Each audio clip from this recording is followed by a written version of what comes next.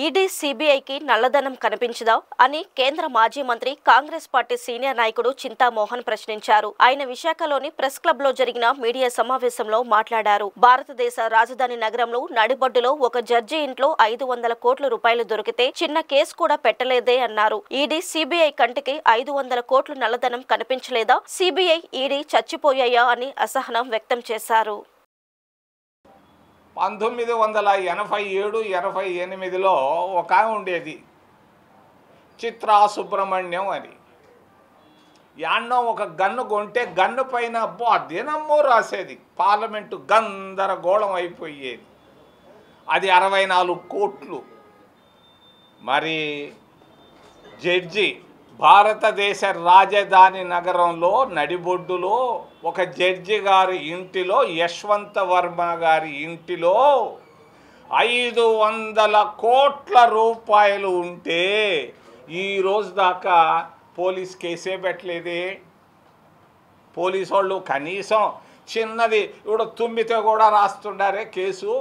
ఎందుకు జడ్జి గారింట్లో 500 కోట్ల రూపాయల దొంగ నోట్లు, దొంగ డబ్బు కనిపిస్తే, నల్లధనం కనిపిస్తే ఈడీ ఏం చేస్తూ ఉంది?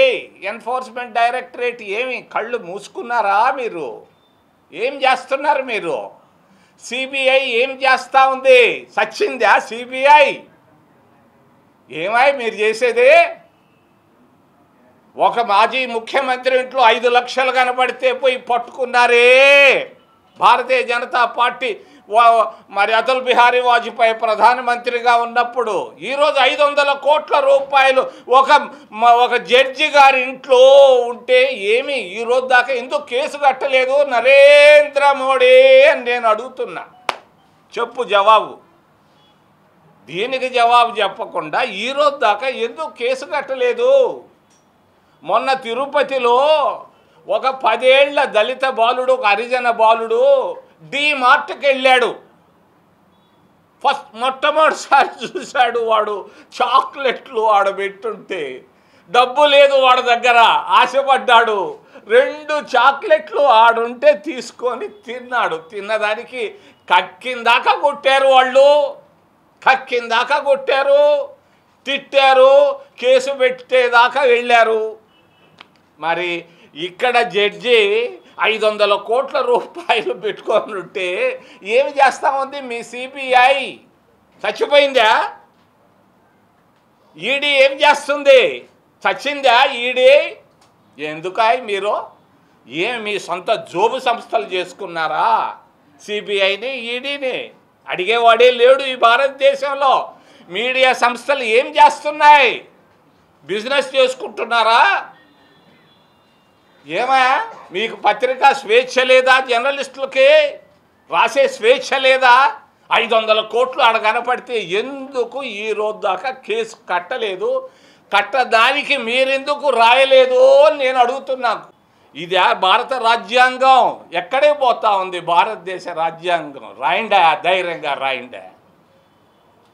500 మీకు ఒక చిన్న ఎవరికీ తెలియని రహస్యాన్ని నేను చెప్తా. ఆ యశ్వంత వర్మ ఇంట్లో ఒక అబ్బాయి పనిచేస్తున్నాడు. ఇంట్లో తుడిసేది, ఊడ్చే పనులు. మరి హోలీ పండగ వచ్చింది. జస్టిస్ యశ్వంత వర్మ భార్యను అడిగాడు, అమ్మా పండగ వస్తూ ఉంది, హోలీ పండగ, నాకు ఒక 2000 ఇవ్వమ్మా అని అడిగాడు. ఏడుంది డబ్బు మన దగ్గర, ఏం చేస్తున్నావు నువ్వు, పోరా అనేసింది. వాడికి కడుపు మండింది. జస్టిస్ యశ్వంత్ వర్మ భార్య భర్తలు వాళ్ళ సొంత ఊరు అలహాబాద్కి వెళ్ళారు. అలహాబాద్కి వెళితే వీడు కడుపు పడేది. వీళ్ళు నేను 2000 అడిగితే ఇవ్వలేదు కదా, సరే చూద్దామని చెప్పి ఒక అగ్గిపెట్టి తీసుకున్నాడు. ఆ దగ్గర తలుపు తీసి నిప్పు పెట్టాడు 500 కోట్లకి.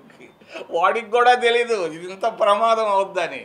అది నోట్లకి నిప్పు అంటుకుంది.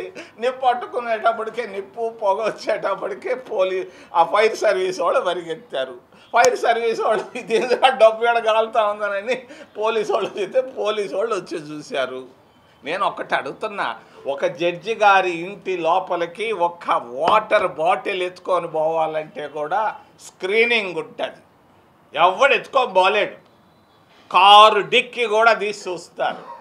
మరి 500 కోట్ల రూపాయల డబ్బు భారతదేశ ప్రధానమంత్రికి అమిత్ షాకి తెలియకుండా డబ్బు జడ్జి గారి ఇంటిలోకి పోతుందా?